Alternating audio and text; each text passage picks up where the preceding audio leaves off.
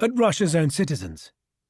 "I couldn't believe it at the time, that any citizen of Russia would be ready to kill such a number of civilians for their own political aims," said one Russian tycoon who'd been close to Berezovsky. "But now, though I don't know whether they participated or not, I know only one thing, that they really are capable of more than this." Whichever way you look at it, he began the election campaign with the apartment bombings, said a senior Russian banker with ties to foreign intelligence. Putin had emerged as a tough-talking leader from a new generation. The campaign acquired the stylistic mask of National Liberation Revolution, said Pavlovsky. Here was a simple guy from a Leningrad communal apartment who, in the name of the people, was taking the Kremlin. Putin's decision to go to war to avenge the bombings was spontaneous, but it didn't destroy our model. It fitted with the idea of a strong new regime. For a long time in the years that followed, Boris Berezovsky, the fast-talking mathematician who'd been the arch-insider oligarch of the Yeltsin era, had been haunted by the apartment bombings. Later, at odds with Putin's Kremlin and forced into exile in London, he'd made repeated claims that the FSB was involved in them. But in those days, Berezovsky was still on board, and as the parliamentary elections in December 1999 loomed, he put aside his qualms about Putin's KGB past and got firmly behind the Putin campaign. Despite being hospitalized with hepatitis, he waged a devastating media campaign that autumn through his ORT federal TV channel that sought to destroy the reputations of Primakov and Lushkov. The two men had formed a powerful parliamentary alliance called Fatherland or Russia, and the Duma elections were to be a crucial first test of its potency. From his hospital bed, Berezovsky would call ORT late at night with instructions for Sergei Dorenko, a popular deep-voiced anchor who savaged Primakov and Lushkov in weekly broadcasts that broke boundaries even by the standards of Russia's mudslinging media wars. In one, Dorenko accused Lushkov of taking $1.5 million in kickbacks from the corrupt mayor of a Spanish seaside town, while his wife, Yelena Baturina, Moscow's biggest construction tycoon, had allegedly funneled hundreds of millions abroad through a chain of foreign banks. The 69-year-old Primakov, Dorenko said in another broadcast, was unfit to become president because of hip surgery he'd undergone recently in Switzerland. Graphic footage of blood and bone in a similar operation being performed on another patient in Moscow was shown to underline the argument. Sticking the boot in further, Dorenko claimed that while Primakov was Russia's foreign intelligence chief, he could have been involved in 2 assassination attempts against Georgian President Eduard Shevardnadze. The program also played footage of Skuratov with the prostitutes almost on a loop, in an effort to discredit the regional governors who joined Fatherland or Russia and given their backing to Skuratov. Berezovsky, high-octane as ever, said he was intent on destroying Primakov and Lushkov. He left hospital one night in early autumn to visit an associate to organize logistics for the campaign. He was completely wrapped up. He looked like a crazy man, the associate said. He was carrying 3 mobile phones as usual and talking non-stop. He kept saying, "I'm going to break them into small pieces. Nothing will remain of them." Though Putin's approval ratings were climbing steadily, the stakes were high. The criminal investigations launched under Primakov into Berezovsky's business dealings were still pending. He continued to face the threat of arrest. Dorenko was an extremely effective media attack dog, and slowly support for Fatherland or Russia began to fall. But the allegations against Primakov and Lushkov could seem tame compared to the financial scandals that faced the Yeltsin family, which were aired in full on the rival NTV channel, which backed Primakov and Lushkov. And although Berezovsky was helping cobble together a new pro-Kremlin parliamentary party called Unity, in answer to Fatherland or Russia, it looked like no more than an amorphous mass of obscure and faceless bureaucrats. In the middle of November, Unity's approval ratings stood only at 7%, compared to nearly 20% for Fatherland or Russia. It was only when Putin issued a public statement of support for Unity at the end of November that the party's ratings began to surge. By then, the blanket TV coverage of Putin's decisive action against Chechnya had turned him into a political Midas, and within a week, Unity's approval ratings had surged from 8% to 15%. Fatherland or Russia's had fallen to around 10%, despite continuing strong support for Primakov personally, while the communists led with 21%. Putin's own ratings were sky high at 75%. Even with Berezovsky's and Dorenko's Herculean efforts, the Kremlin might have lost parliament without Putin's backing for unity. On polling day, December the 18th, Unity's vote was unexpectedly high, at 23%, just 1% point behind the communists. Even more importantly, Primakov and Lushkov's fatherland or Russia had been trounced, with just 12.6% of the vote. Yumashev claimed that it was only then that Yeltsin had been sufficiently convinced of Putin's power as a rising political force to take the decision to stand down early to make way for him. He insisted that Yeltsin had taken the decision alone, and Pugachev's role was minimal. In the memoirs Yumashev ghostwrote for Yeltsin, the Russian president told of how he'd summoned Putin to tell him of his decision to step down on December the 14th, 4 days before the election. According to Yeltsin, Putin had appeared reluctant to take power. Yeltsin wrote that he told Putin when they met that day, "I want to step down this year, Vladimir Vladimirovich. This year. That's very important. The new century must begin with a new political era, the era of Putin. Do you understand?" Yeltsin said that Putin had remained silent for a long time before replying. "I'm not ready for that decision, Boris Nikolaevich. It's a rather difficult destiny." But neither the story of Putin's apparent reluctance, nor Yeltsin deciding to step down only at the last minute, matched the narrative that had already unfolded. Nor did it match Pugachev's or the two other Kremlin officials' tale that the decision had been taken much earlier. In the months preceding the parliamentary elections, Putin had already essentially taken over the army and the entire law enforcement system, including the security services, while Yeltsin faded from view. Putin couldn't have acted as decisively or as presidentially as he did in the military campaign against Chechnya if he hadn't already received some assurance that he was about to become president. Even if Putin had been personally reluctant to take on the presidency, in those days he was just one member of a group of security men who were coming to power. When he addressed the FSB in the final days of 1999 for the annual celebration of the Chekists, as the secret police were known, he made their ascendancy clear. The group of FSB operatives assigned to work undercover in the government have successfully accomplished the first stage of their task, he said. He made the comment with a deadpan expression, but he could not help but smirk as he reached the end of his speech. If it was meant as a joke, the deep shadows under Putin's eyes and his pale, gaunt appearance told a different story. Essentially, Putin was telling the security men that the country was finally theirs. Putin's remarks slipped by unnoticed in the background, but the security men in the Kremlin backing him had been quietly preparing. 3 days before the end of the year, Putin had published an article on a new government portal that sounded like a manifesto for the security forces. Entitled "Russia at the Turn of the Millennium," it was the first time he'd laid out his vision for the country. The article signaled that Putin was planning to take on the mantle of Andropov's modern-day heir. He outlined a program for a new era of state capitalism in which Russia would fuse the strong hand of the state with elements of a market economy. The aim was to modernize and boost efficiency by encouraging economic growth and further integration into the world economy, but also to pursue stability and strong state power. It was on the one hand a resounding rejection of the dogma of communism, which Putin called a road to a blind alley, that had cost the country an outrageous price and doomed it to lag behind economically advanced countries. But it also signalled a rejection of the path Yeltsin had once sought for Russia as a liberal, Western-style democracy. The country was to seek a third way that would rely on its traditions of a strong state. It will not happen soon, if it ever happens at all, that Russia will become the second edition of, say, the US or Britain, in which liberal values have deep historic traditions, Putin wrote. For Russians, a strong state is not an anomaly which should be got rid of. Quite the contrary.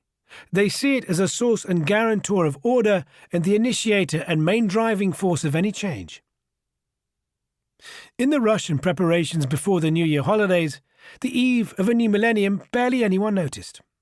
Only one national newspaper ran a comment on Putin's article. Otherwise, it didn't register with anyone at all. Across Russia, families were dashing to buy last-minute presents. Fir trees were being sold in snowbound town squares. The streets were jammed with traffic as usual. In most homes, families would gather around the television for the Russian president's annual New Year speech. But this year, at the stroke of midnight, the turn of the millennium began with a shock. Unsteady, puffy-faced, yet speaking with dignity, Yeltsin announced to the nation that he was stepping down early and anointing Putin acting president. He made the announcement with all the swagger and drama that had defined his tumultuous rule. His decision had been kept secret to the very last. I've heard people say more than once that Yeltsin would cling to power for as long as possible, that he would never let go, he said. That is a lie. Russia should enter the new millennium with new politicians, new faces, new people who are intelligent, strong and energetic, while we, those who have been in power for many years, must leave. But Yeltsin also bowed out with an extraordinary expression of humility and an apology for the near decade of chaos that had unfurled as he sought to dismantle the Soviet regime and for his failure in the end to fully bring his country freedom. I want to ask your forgiveness for the dreams that have not come true and for the things that seemed easy but turned out to be so excruciatingly difficult. I am asking your forgiveness for failing to justify the hopes of those who believed me when I said that we would leap from the grey, stagnating totalitarian past into a bright, prosperous and civilized future. I believed in that dream. I believed that we would cover that distance in one leap. We didn't. It was a poignant cry for what might have been, and possibly prophetic of what was to come. He was handing over a country that had been blighted by one economic crisis after another. But he was giving it to a man who'd been helped to power by a group of security services men who believed that the overriding achievement of the Yeltsin era, the establishment of basic democratic values, had brought the country to the brink of collapse. When Yeltsin handed the presidency to Putin, the values of democracy appeared strong. Governors were elected. The media was largely free from interference from the state. The upper and lower chambers of parliament were a forum for criticism of government policy. But those who'd supported Putin's rise believed Yeltsin had taken the country's hard-won freedoms too far, and that under the influence of the West, he had engendered a regime of lawlessness that had brought a corrupt oligarchy to power and put the state itself up for sale. Instead of seeking to strengthen democratic institutions to tame the helter-skelter excesses of the Yeltsin years, they intended to dismantle democracy, purely to consolidate their own self-serving power. If Yeltsin had any inkling that Putin was influenced by that strain of thought, that he was about to turn the dial back to a grim echo of the grey totalitarian past, he struggled not to let it show. But he was essentially handing over power to the Komitetchik, who'd become the anointed frontman for the foreign intelligence cadres who started the Soviet Union's move to the market in the first place, recognizing the need to change in order to survive. For these men, Putin's vote to become Yeltsin's successor meant the revolution they'd embarked on to bring the market to Russia could be completed. The fragments of KGB networks they preserved following the Soviet collapse, as they followed the memos of the Politburo to create a hidden economy, were in position to be revived and restored. The financial collapse under Yeltsin had put them in a strong position to take back the leadership role. Putin's program for a stronger state resonated with a population that had become deeply disenchanted with the free-for-all excesses of the Yeltsin era. People were exhausted from a decade in which they'd lurched from one financial crisis to another, while a handful of businessmen close to power had gained unimaginable wealth. With the right choreography, the way was open for them. The rise of Putin was a natural consequence of the 90s, said one former senior government official with close ties to the security services. Primakov and Lushkov melted into the background to cede the way to Putin as soon as Yeltsin announced he was stepping down to make Putin acting president. Following the defeat of Fatherland All Russia in the parliamentary elections, neither of them ran for president. Instead, they cast aside their formal rivalry and threw their backing behind Putin. Primakov, the former head of the Russian Foreign Intelligence Service, who'd been at the heart of the Soviet Union's efforts for perestroika and an end to the ideological standoff with the West, had stepped aside for a member of the younger KGB generation. In doing so, he was making way for a group that would be more adept at completing Russia's transition to a state capitalism that would reach far into international markets. Putin's men would not be tainted, as Primakov would have been by his communist past, which still deeply coloured his views and his actions despite his role in Russia's initial transition. They were part of a far more commercial generation, who initially liked to paint themselves as progressive. They were younger, and the elderly generals at the top of Russia's foreign intelligence service still thought they could control them.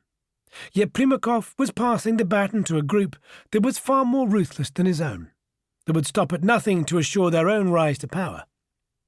Though Primakov would just as surely have sought to restore the power of the Russian state and the power of the KGB, he hadn't had to climb through the crime-racked rubble of St. Petersburg of the 90s. He hadn't been part of the fusion of KGB and organised crime that had ruthlessly taken over the city's seaport and fuel networks, sharing the spoils of the privatisation of the city's property with the Tambov organised crime group, and then laundering the cash. He hadn't been part of the younger KGB generation who'd made their way in the 80s, funneling cash and technology through the systems of the West, combining KGB networks with the ferocious capitalist grasp.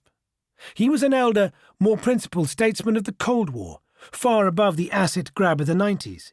He hadn't been like Putin's men, left out of the carve-up of the 90s and hungry to take a slice of the nation's wealth for themselves.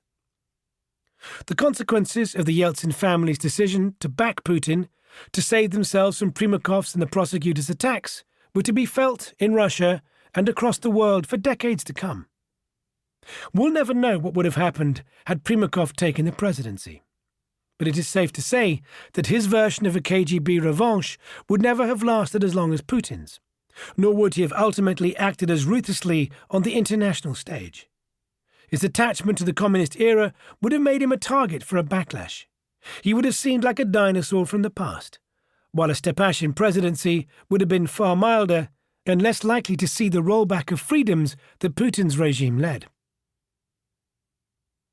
In agreeing to step down early, Yeltsin opened the way for an immediate unwinding of some of the democratic gains of his rule.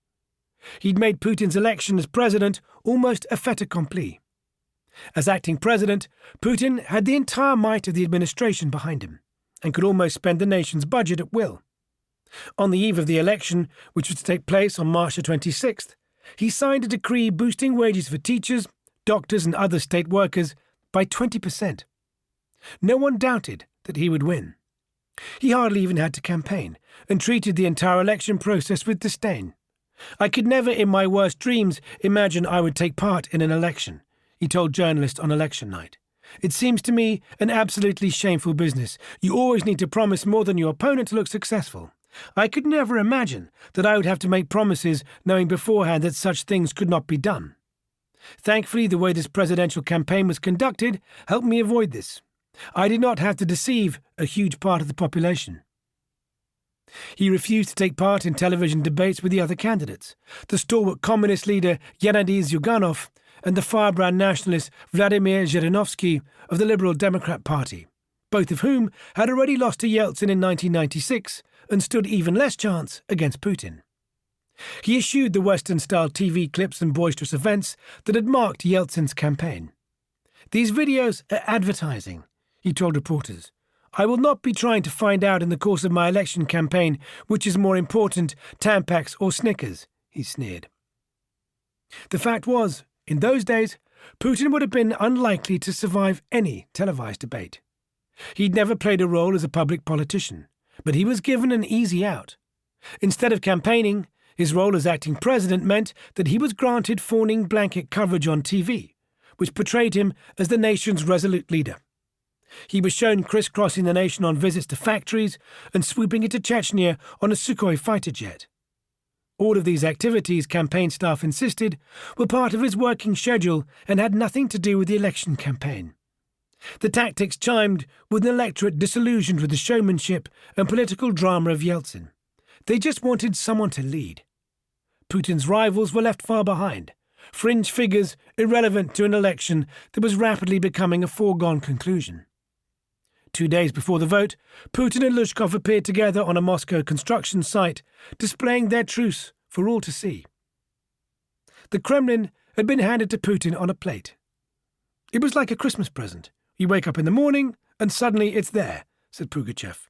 "There are no real elections, and the entire system has already been built." But in the rush to hustle Putin into power, a worrying omen had barely been noticed. He began his campaign with a farewell to the man who'd been his mentor, who defined him in the eyes of the Yeltsin family as a progressive and a Democrat. Anatoly Sobchak, the former St. Petersburg mayor, had died suddenly just as the election campaign was due to officially start. He'd returned to Russia from his forced exile in Paris shortly before Putin was appointed prime minister the previous summer. The criminal case accusing him of bribery when he served as mayor had been dropped, possibly at Putin's instigation.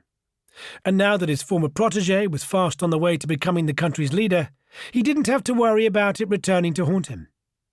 To outward appearances, he threw his backing behind Putin's campaign. But according to Pugachev, Sobchak had warned him that he was making a mistake in forwarding Putin's candidacy. And in November 1999, he'd made a rare outburst against the St. Petersburg FSB and other law enforcement for their aggressive takeover of the Baltic Sea Fleet, saying those behind its bankruptcy should be jailed. It was the only time he'd ever publicly criticized the city's post-Soviet law enforcement, and he never did so again.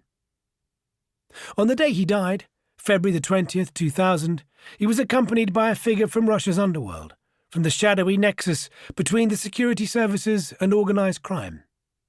This was Shabtai Kalmanovich, a KGB operative who'd been jailed for 5 years in Israel in 1988 for spying for the Soviets, and who on his release developed close ties with the leaders of Russia's most powerful organized crime group, the Solntsevskaya.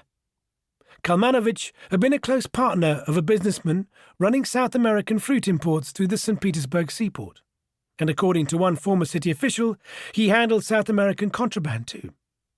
To Sobchak's widow, Kalmanovich was a family friend, but to the FBI, he was a powerful associate of the Solntsevskaya organization. He is a millionaire Russian émigré, with ties to former KGB agents and high-level Russian, Israeli and other government officials throughout the world. The St. Petersburg seaport still seemed to haunt Sobchak wherever he went. When he lived in Paris, a close neighbour was Ilya Traber, the leading member of the Tambov organized crime group who'd controlled the seaport and had befriended the Sobchaks in the early 90s when he dealt in antiques. And when he died, it seemed Kalmanovich had again brought the seaport to him. Complaining of chest pains, Sobchak had retired early that day to his hotel room in Kaliningrad, where he was staying while delivering a course of lectures at the local university. Half an hour later, he was found unconscious by the person staying in the room next to him. His door had been unlocked. For some reason, an ambulance wasn't called for another 30 minutes, and by the time it arrived, another 10 minutes later, Sobchak was dead. It was Kalmanovich, Sobchak's widow later said, who had been the one to find him. At first, the local authorities had opened an investigation into suspected poisoning, but later they announced Sobchak died of natural causes. He'd suffered a heart attack before, but some associates still question whether he knew too much for the comfort of Putin's men. Sobchak had been privy to some of the murkiest dealings of Putin's St. Petersburg. The oil for food scheme, the laundering of cash for the Tambov group through the real estate company SPAG, the privatizations and the breakup of the Baltic Sea Fleet that led to Traber's takeover of the seaport and the oil terminal. No one had been able to explain why an ambulance was not called immediately after he was discovered unconscious. "I don't believe he died his own death," one former Traber associate said. "He knew too much about all this. Of course they got rid of him, but they're too clever to leave any trace." Putin had comforted Sobchak's widow, Lyudmila Narusova, as she wept in St. Petersburg's Tavrichesky Palace, where his body lay in state. He publicly criticized those who had pursued Sobchak over the corruption allegations, claiming that in death he was a victim of persecution. Narusova, a glamorous blonde who would later become a politician in her own right as a senator in the Federation Council, the upper chamber of parliament, appeared to cling to the belief that Putin had remained loyal to her husband throughout. But just once, years later, she allowed herself to voice doubts about his death. It was in November 2012, shortly after her career as a senator had come to an abrupt end, when she was suddenly removed as a candidate for re-election to her seat.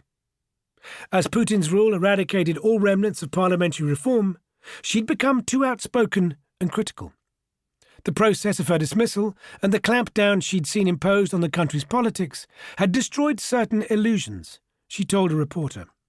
She insisted that she knew Putin as an absolutely honest, decent, and devoted person, but she said she felt disgusted by those who surrounded him.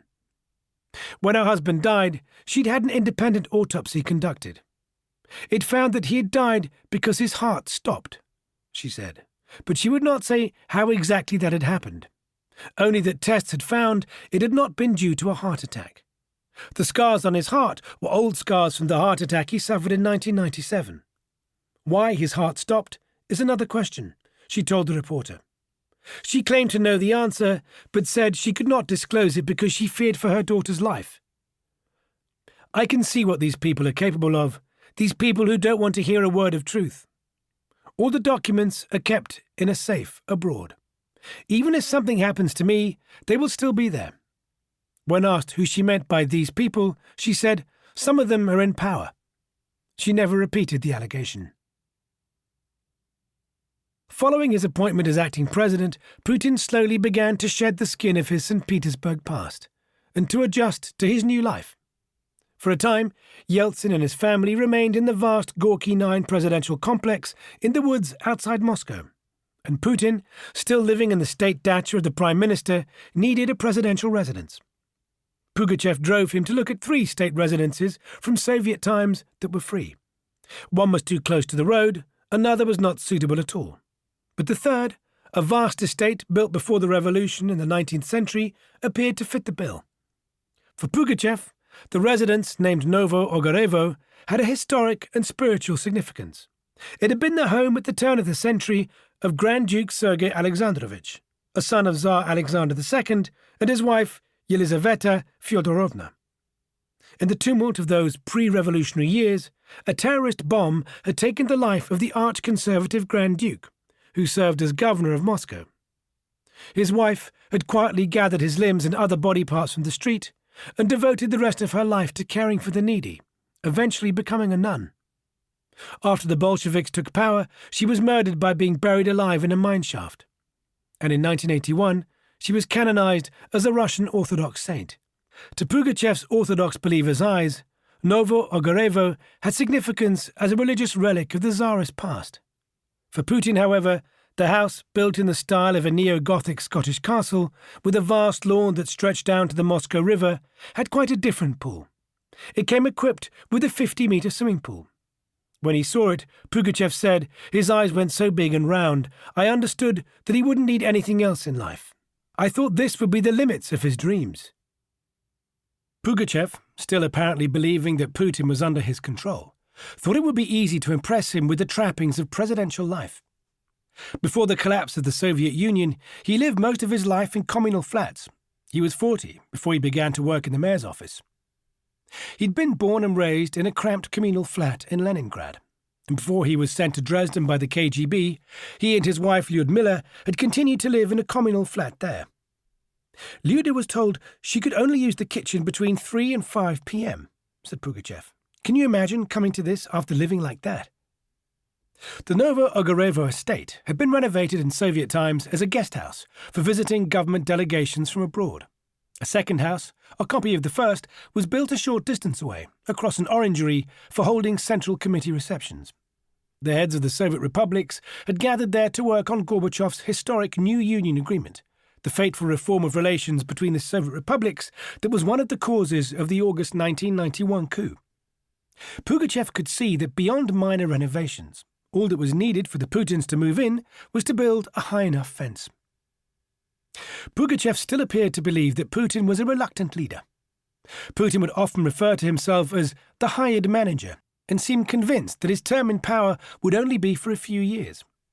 From the start of his career in St. Petersburg, from the time of his very first interview with Igor Shadkhan, he'd always portrayed himself as a servant of the state. As the results of the presidential election came rolling in on the evening of March the 26th, 2000, Putin still seemed outwardly dazed by his sudden elevation. Even when his vote count passed the 50% needed for victory in the first round, he appeared daunted by the task ahead. Everybody has a right to dream, he told a room at his campaign headquarters packed full of journalists. But nobody should hope for miracles. The level of expectation is really very high. People are tired. Life is tough, and they are waiting for a change for the better. But I don't have the right to say from now on miracles are going to happen. But behind the scenes, at Yeltsin's dacha outside Moscow, Yeltsin's daughter Tatiana was already celebrating. Footage shot for a documentary film by Vitaly Mansky shows the Yeltsin family gathering around a stately oak dining table. When Putin's vote edges over 50%, celebrations begin. Champagne is poured. Tatiana is leading the jubilation, almost hopping in joy. "We can start having champagne. Small sips," she smiles. "We won." But Yeltsin himself seems to be struggling with the loss of power and the potential loss of his legacy. Puffy-faced and impaired by illness, he seems to have trouble comprehending what's going on. "Papa, why such a sad face?" Tatiana asks him at one point. "Papa, are you glad? You did everything. You looked at the person and saw he was fit." But when Yeltsin called to congratulate his successor that night, he received the ultimate insult. The man he'd handed the presidency to was too busy to take his call. Already, he was no one, an old man left struggling to speak and fumbling with the phone. Tatiana's relief, by contrast, was clear. Later that evening, she smiled and snuggled with Yumashev at Putin's campaign headquarters, where Yeltsin-era holdovers, Voloshin, Pavlovsky, Chubais, were celebrating with some of Putin's St. Petersburg security men. The victory was jointly theirs. The Yeltsin family still felt secure in the belief that Putin would protect their safety and their fortunes from attack. When Yeltsin had agreed to bow out ahead of time, behind the scenes they'd made a pact with his successor, according to a close Putin ally and a former senior government official. One of Putin's first acts as acting president was to issue a decree granting Yeltsin immunity from prosecution. But a broader bargain had also been sealed behind the scenes. The negotiations that went on over Putin's rise and Yeltsin's departure were about property, said Andrei Vavilov, the first deputy finance minister at the time. The subject of these negotiations was about property and not about the structure of society. Everyone forgot. Everyone thought that democracy would just be there. Everyone was just thinking about their personal interests. The bargain was to guarantee the Yeltsin family immunity from prosecution and preserve the financial empires of their acolytes, chief among them the vast businesses owned by Berezovsky's business partner Roman Abramovich, long labelled in the media as the cashier of the Yeltsin family.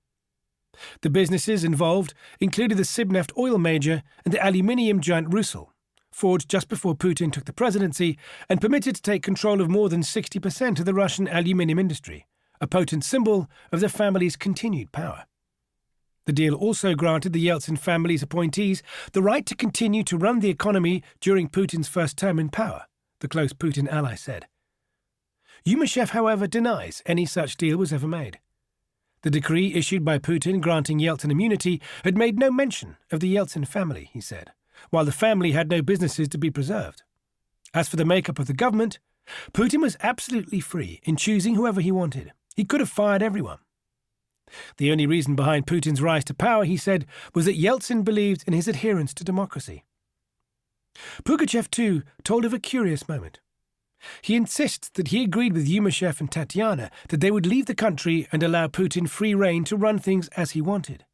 The only thing they still needed to secure was an immunity guarantee, he believed. But Putin had turned around at the last minute, when they met at his dacha soon after the election to celebrate the formal handover of power, and insisted that the Yeltsin family and their people in the government stayed, said Pugachev. I didn't understand it. He'd been talking all the time about the need for a clean slate, but then he told them, "We should do all this together. We are one team." Despite the apparent about-face, Pugachev nevertheless understood that a regime change was underway. Putin's people, the KGB men, were coming to power, and he worked to ingratiate himself with them. In any case, it was clear that the men of force, the security men and spies known as the Siloviki, were coming to power, he said. To many, including Khodorkovsky's associate Leonid Nevzlin, after everything that followed, it's still a matter of bewilderment that the Yeltsin family could have made a pact with the likes of Putin. When they had all sources of information under their control, how could they have brought him into the Kremlin? He was already a mafia guy in St. Petersburg. How could they have made him successor? Part 2. Chapter 6. The Inner Circle Made Him. As Vladimir Putin strode alone through the vaulted halls of the Grand Kremlin Palace, he seemed dwarfed by the majesty of the presidential inauguration. Solemn, With a slight smile, downcast gaze and light, lopsided gait, he was dressed in a dark suit that differed little from the garb of an everyday office worker. He'd been trained to be bland and unremarkable, to blend in anywhere. But on this day, trumpeters dressed in an imperial uniform of white and gold heralded his entrance, while the state officials who thronged the gilded palace rooms applauded his every step down the endless red carpet into the glittering Andreyevsky Hall. It was May the 7th, 2000, and the candidate resident had arrived in the Kremlin. The former KGB officer, who only 8 months before had been just another faceless bureaucrat, was about to take on the mantle of Russian president. The gold that dripped from the walls and the chandeliers was testimony both to the KGB men's plan for Russia's imperial revival and to the crooked Mabatex contracts that had restored the Kremlin far beyond its pre-revolutionary grandeur and had helped bring Putin to power. Never before had there been such splendour at a Kremlin inauguration. It was the first time the newly restored palace halls had been opened for a state event. And never before in the history of the country had there been a peaceful handover of power from one president to another. It must have been a bitter pill for Boris Yeltsin to be surrounded by the glitter and gold that proved to be his own undoing. But he stood there bravely and stiffly, battling to contain his emotion as he lauded the country's hard-won freedom. We can be proud that the handover is being done peacefully, without revolutions or putsches, in a respectful and free way, he said. Such a thing is possible only in a free country, a country that has stopped fearing not just others, but also itself. This is possible only in a new Russia, one in which people have learned to live and think freely. We wrote the history of the new Russia from a clean slate. There were a lot of challenging tests, a lot of difficulties, but now we all have something to be proud of. Russia has changed. It's changed because we took care of her and strongly defended our main achievement, freedom. We didn't allow the country to fall into dictatorship. Yeltsin's parting words almost sounded like a warning. But the man picking up the mantle that day was decisive and focused. And when he spoke of a restored Russian state in which all of the country's history, no matter how brutal, was to be honoured and preserved. Though he paid lip service to respecting Russia's democratic achievements, the central thrust of his speech was as different from Yeltsin's as night from day. The history of our country has run through the walls of the Kremlin for centuries. We don't have the right to be Ivans who don't remember their birth.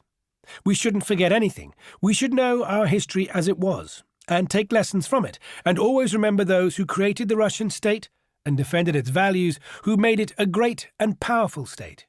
We will preserve this memory and this connection through time, and all the best from our history we will hand over to our descendants. We believe in our strength, that we can really transform our country. I can assure you that in my actions I will be led only by the interests of the state. I consider it my holy duty to unite the people of Russia, to collect its people around clear aims and tasks, and remember each day and every minute that we have one motherland, one people, and that together we have one common future. In the front rows of those who applauded him that day were the Yeltsin family officials who'd helped bring him to power. First among them was Alexander Voloshin, the deft former economist who'd served as Yeltsin's chief of staff. Next to him was the gravel-voiced, barrel-chested Mikhail Kasyanov, another Yeltsin holdover who'd climbed through the ranks to head the finance ministry, handling the payments of Russia's strategic foreign debts, and had been appointed acting prime minister when Yeltsin handed over the reins to Putin on New Year's Eve. In a signal of the continuity pact Putin had made with Yeltsin's family, his first act as president was to reappoint Kasyanov as prime minister, while later in May he reinstated Voloshin as Kremlin chief of staff.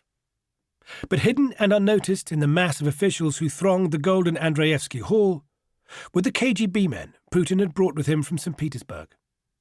In those days they were seldom seen and rarely heard.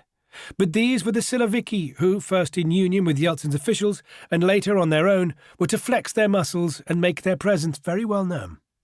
Within days of the inauguration, they were to send a strong signal that the decade of freedom Yeltsin was so proud of was coming to an end.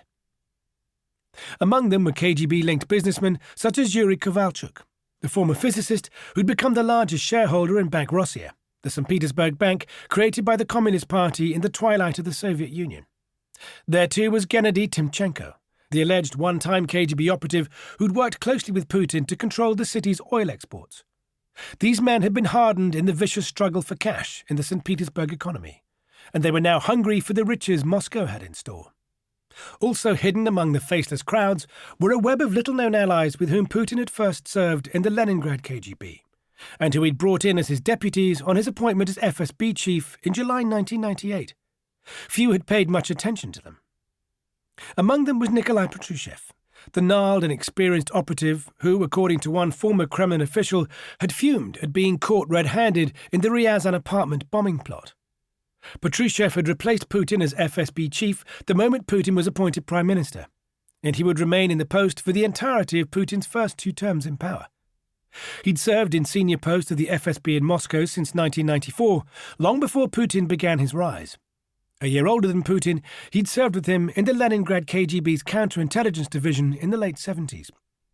When Putin was appointed as Sobchak's deputy mayor, Patrushev headed the contraband division of St. Petersburg's newly created FSB, just as Putin's group of former KGB men were beginning to take over the main channel for the city's contraband goods, the Baltic Sea Fleet and the strategic seaport. Soon Patrushev was transferred to Moscow, where he rose rapidly to the top of the FSB. A hard-drinking KGB man, he combined a strong capitalist ethic of amassing wealth with an expansive vision for the restoration of Russian Empire. He's quite a simple guy, a Soviet person of the old school.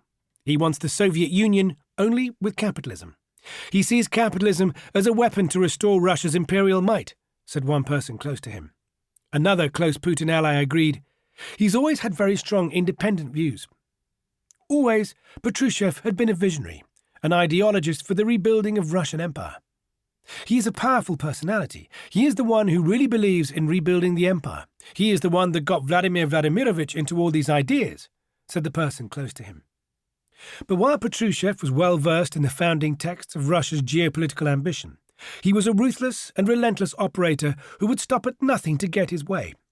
He could not speak without swearing, and if you didn't swear back, he wouldn't respect you. He doesn't understand any other way, the person close to him said. He can't speak or behave any other way. He will come into a meeting and say, "Well, you motherfuckers, what is it you fucked up all over again?" The other close Putin ally would only say that Patrushev had always been tough, while Putin had initially been more liberal than him. The person close to Patrushev said that he'd always considered himself cleverer and wilier than Putin. He never considered Putin was his boss. Patrushev had waged a vendetta against the rebels in the breakaway Chechen Republic.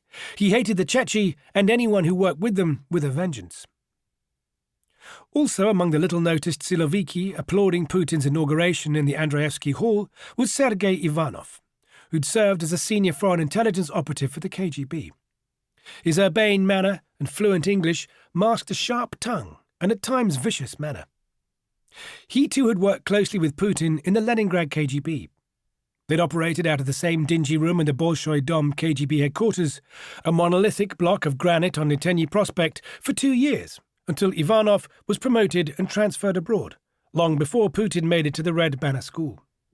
Ivanov had served in Finland, and possibly the UK, before being whisked away to serve as chief resident in the Kenyan embassy after a spy who defected to the UK blew his cover.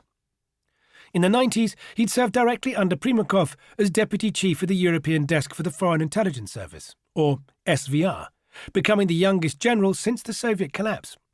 When Putin became FSB chief, he appointed Ivanov one of his deputy chiefs, together with Patrushev. And after he took over as prime minister, Ivanov became secretary of Russia's Security Council, a post that became the second most powerful position in the Kremlin. He was to grow in influence during Putin's regime. Also hidden in the grey mass of besuited men was Viktor Ivanov, a mustachioed KGB officer of the old school, who viewed the world strictly through a Cold War lens. 2 years older than Putin, he'd been a party worker before being recruited by the Leningrad KGB. He'd begun service shortly after Putin and worked his way up over nearly 2 decades through the KGB's Human Resources Department to head the St. Petersburg FSB's Contraband Division, taking over that important post from Patrushev at the time Ilya Traber's men were taking over the seaport. According to a former colleague from the FSB Contraband Division, Ivanov was notorious for never lifting a finger against smuggling. His favourite words were later and not now. One intelligence report written by a former senior KGB officer suggested that there might have been a very good reason for Ivanov's inactivity. He had helped the Tambov group, of which Traba was part, in its efforts to take over the seaport while it was being used to smuggle drugs from Colombia into Western Europe. The report, which was later aired in a London court and drew strong denials from Ivanov, also claimed that Putin had supplied Ivanov with protection all the time he was operating in St. Petersburg. When Putin became FSB chief, he immediately brought Ivanov in as his deputy, and when he rose to the presidency, he appointed him deputy head of his administration. His job was to keep a close eye on everyone, and according to one person close to him, he had a phenomenal memory and knew everybody's idiosyncrasies. Yuri Shvets's report put it far less charitably. The job of human resources, he said, was to collect damaging information on colleagues and use it to destroy their careers. Anywhere Ivanov worked, he deliberately set people against each other, thus creating an unfriendly environment in which he could dominate by resolving the conflict generated by him. He is masterful at understanding the balances of forces around him. But perhaps the closest to the new president was Igor Sechin. 8 years younger than Putin, he had followed him like a shadow ever since his appointment as deputy mayor. He had served as his secretary, standing like a sentry behind a podium in the anteroom leading to Putin's office in the Smolny headquarters, a fierce gatekeeper to all. He controlled access to Putin and all the papers Putin saw. Anyone who needed Putin's signature to establish a business had to deal with Sechin first. When one St. Petersburg businessman required Putin's signature to set up a joint venture with a Dutch company trading coal and oil product, his friends arranged for him to see Putin. After they discussed it, Putin told the businessman to go to his secretary Igor Sechin, saying, "He will tell you which documents to bring, and I will sign." "I left the office and went to Sechin without thinking who he was," the businessman recalled. "I was just wondering about how he was a guy and not a girl like the secretary usually was. We were very dismissive of officials in those days. We began talking about which documents I'd need, and then Sechin suddenly began writing on a piece of paper. He said, 'And bring,' showing me he'd written $10,000 on the piece of paper. This made me very mad. I said, 'What? Have you lost it completely?' But he said, 'This is how we do business here.' I told him where to go, but that was it. We never registered the business. Back then, it was an absolutely different time. I had no idea who Sechin was. This was how they collected petty bribes." Sechin would always act as a barrier in front of his boss, and would organize meetings for those who wanted to see him, a former close Putin ally said. Even if a meeting had already been put in the calendar, Sechin would say it had to be organized through him. This is how he would take control of the connection. And if it would turn out that the person did not follow Sechin's orders, he would become his enemy, designated for destruction. Sechin had long served in the KGB, according to two people close to him. He'd been recruited in the late 70s when he was studying languages at the Leningrad State University and was asked to file reports on his fellow students, one person close to him said. Sechin's parents had divorced when he was young, and he'd studied hard, driven by a relentless ambition to succeed, to escape the poverty of his childhood in the grim outskirts of Leningrad. He always had a chip on his shoulder. He always had an inferiority complex, said a former Kremlin official who knew him well.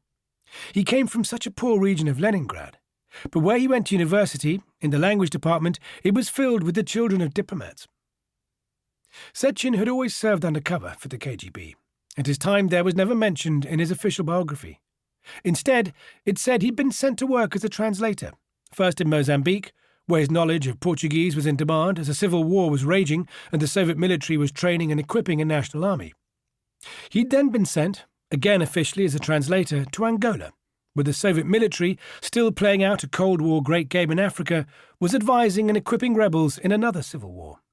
When he returned, he took a post at the Leningrad State University, where he'd met and worked with Putin, supervising foreign ties, and later in the city council, overseeing its work with foreign twin towns, but remaining an undercover operative for the KGB all along. He'd kept close to Putin ever since, always acting as his obsequious servant, carrying his bags whenever he travelled, following in his footsteps wherever he went. He'd been his deputy in the Kremlin Foreign Property Department, working in the same small office in the former Central Committee headquarters, and then moving into higher posts in the administration as Putin's career soared. When Putin became president, he made Sechin deputy chief of his administration. But behind his subservient manner lay a relentless ambition for control and an endless capacity for plots. And, said two people close to him, he hated and resented his master. While Sechin sought to quietly and unnoticeably put thoughts into Putin's mind, Putin regarded him as a mere shadow, no more than a servant of his regime. He always saw him as the guy who carried his bags, said the former Kremlin official close to both men. In Putin's head, a petty insistence on rank and position always reigned. At the beginning of their Kremlin careers in the mid-90s, Kremlin property chief Pavel Borodin provided both men with apartments in the centre of Moscow. But a problem arose when Putin realized that Sechin's was bigger than his. Sechin invited Putin to his new apartment soon after they'd arrived and showed him around, demonstrating the views across Moscow. Putin asked how large the flat was, and after checking the documents, Sechin told him 317 square meters. He immediately started. "I have only 286, he said. He congratulated Sechin, but then stepped away, as if Sechin had stolen something from him or cynically betrayed him. Putin has a problem with envy, the official familiar with the incident said. You need to know him well to understand what this means. Igor told me that at this moment he understood that everything was up, that when Putin said, 'Congratulations,' actually he wanted to shoot him with a controlled shot to the head. He said he couldn't speak with him for weeks after. It was such a banal, tiny matter. But Putin has such complexes. It is always better when you see him to tell him how badly everything is going. Igor learned to do this very fast." It was a telling indication of Putin's mindset, of how quick he would be to take offence at perceived slights in the years to come. Like Sechin, he too had climbed to the top from a background of poverty, from the back streets of Leningrad where he'd had to fight to win respect. A chip on his shoulder, the mark of an inferiority complex, was always there. The last of the close-knit group of former Leningrad KGB men Putin brought with him to the Kremlin was Viktor Cherkasov, who had ruled the city's FSB ever since Putin had been appointed deputy mayor. 2 years older than Putin, he'd held top posts in the Leningrad KGB for nearly 8 years, and had been Putin's senior before Putin was sent to study in Moscow. In the final years of the Soviet regime, Cherkasov had headed one of the KGB's most vicious divisions, investigating the activities of dissidents. But after the regime collapsed, he embraced the new shadow capitalism that ruled St. Petersburg, acting as a vital link between the mayor's office, the security services, and organised crime. He'd been a key player behind the Tambov Group's takeover of the Baltic Sea Fleet and the seaport, and Putin had always treated him with the utmost respect. He was a senior figure when Putin was no one, a person close to both men said. He is from the closest circle. He is the elite. When Putin was appointed Prime Minister, he'd intended Cherkasov to replace him as FSB chief, but Patrushev had made sure he was appointed in his place. Yumashev had been told he shouldn't grant Putin his every wish, that there had to be some counterbalances. Cherkasov was appointed deputy chief instead. For the first few years of Putin's presidency, these Leningrad KGB men, the Siloviki, shared an uneasy power with the holdovers from the Yeltsin regime. They watched and learned as Voloshin, the wily Kremlin chief of staff who Putin retained in the role, helped ensure that Putin inherited a well-oiled machine. Voloshin was the main Kremlin representative of the family, a liberal in his economic views, but a statist in his political ones. He was among those who'd helped engineer the transfer of power to the KGB. An economist, he'd graduated from the Academy of Foreign Trade, which had always been associated with the first Chief Directorate, the Foreign Intelligence Division of the KGB, and then served as the deputy head of its Center for Competitive Research in the Perestroika years. Putin later sent Voloshin, who spoke fluent English, as a special envoy to discuss military matters with top generals in the US. In the beginning, he proved a vital ally for the Siloviki as he assisted Putin in pushing out political enemies. Voloshin had also worked in tandem with the other leading figure who remained from the Yeltsin era, Mikhail Kasyanov, who Putin had reappointed as his prime minister. Having been in charge of foreign debt in his previous post as first deputy finance minister, Kasyanov was steeped in the murky debt deals that were the core of the shadow financing of the regime. Although he was a pro-Western economic liberal, he was seen as a safe pair of hands. But he was, in fact, the personification of the Yeltsin years, a deep-voiced, avuncular type with a reputation, strongly denied, for greasing the wheels behind the scenes that had earned him the nickname Misha 2%. In line with the relatively pro-market pitch he'd used to win the trust of the Yeltsin family, and then in his manifesto as president, Putin announced a series of liberal reforms that won him plaudits with economists across the globe and convinced investors of his market credentials. He introduced one of the world's most competitive income tax rates, a flat 13% that at one swoop eradicated many of the problems with non-payment that had plagued the Yeltsin regime. He embarked on land reforms that allowed private property to be bought and sold, lifting another major brake on investment. As his presidential economic advisor, he'd hired Andrei Illarionov, widely regarded as one of the country's most principled liberal economists.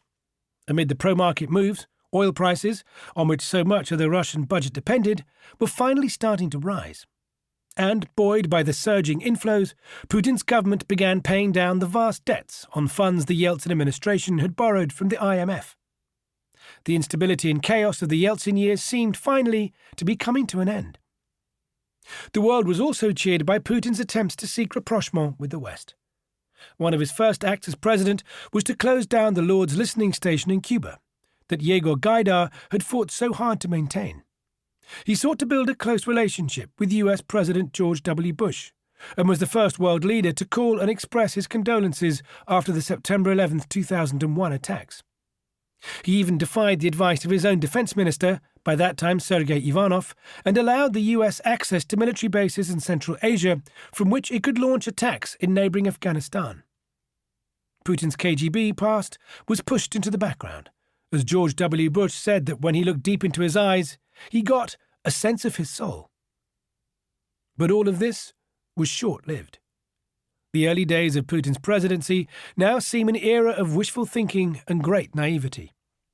According to Pugachev, the attempts at rapprochement with the West were made not out of any sense of generosity, but because Putin expected something in return.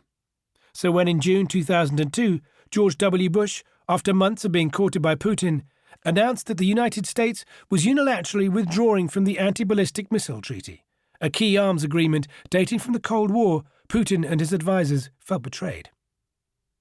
The withdrawal from the treaty would allow the US to begin testing a missile defense system that it proposed to install in former Warsaw Pact states. The US claimed that it was intended as a defense against Iranian missiles, but Putin's administration saw it as directly aimed at Russia. It's clear the missile defense shield can't be against any other country apart from Russia, Voloshin told reporters. American officials, he said, had Cold War cockroaches in their head. At the same time, NATO was continuing a relentless march east. Assurances given by a string of Western leaders to Gorbachev that there would be no eastern expansion were being ridden over roughshod. The final year of Yeltsin's rule had seen NATO swallow Poland, Hungary and the Czech Republic. In November 2000, NATO invited 7 more Central and East European countries to join. It seemed to the Kremlin that the US was rubbing the West's dominance in their faces. From the beginning, behind the appearance of liberal economics, there was a strong undertow aimed at strengthening the control of the state. Putin's early reforms were in fact intended to establish an Augusto Pinochet-type rule, whereby economic reform would be pushed through with the totalitarian force of a strong state. Almost as soon as he was elected, Pyotr Aven, the bespectacled economist who trained first with Gaidar and then at a KGB-linked Institute of Economics in Austria, had called on Putin to rule the country as Pinochet had ruled Chile. Aven was the former Minister for Foreign Economic Trade, who protected Putin and signed off on the St. Petersburg oil for food schemes, and who'd hired the international investigations firm Kroll to track down the missing party gold, without giving it access to the information Russian prosecutors had. By this time, he had joined forces with Mikhail Fridman, one of the young Komsomol cultivated by the KGB to become the country's first entrepreneurs. Aven was president of Fridman's Alpha Bank, which formed the core of one of Russia's biggest financial industrial conglomerates, with holdings in oil and telecoms.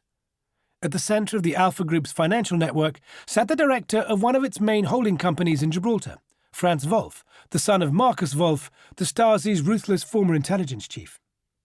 To all appearances, Fridman and Aven were honouring and preserving KGB connections. Putin, Aven was clearly hinting, was now in a position to complete Russia's market transition in the way Andropov had intended, before the process spiralled out of control. The signs that Putin was seeking to carve out a different type of power were there from the start. Optimists hoped at first that he was carrying out a tightrope act, seeking to balance the relatively liberal, relatively pro-Western Yeltsin family flank of his regime with the St. Petersburg security men. But the influence of the KGB men began to far outweigh all else. Their worldview was steeped in the logic of the Cold War, And gradually, that came to define and mold Putin too. Seeking to restore Russia's might, they viewed the US as eternally seeking the breakup of their country and the weakening of its power. For them, the economy was to be harnessed as a weapon, first to restore the power of the Russian state, and themselves as leaders of the KGB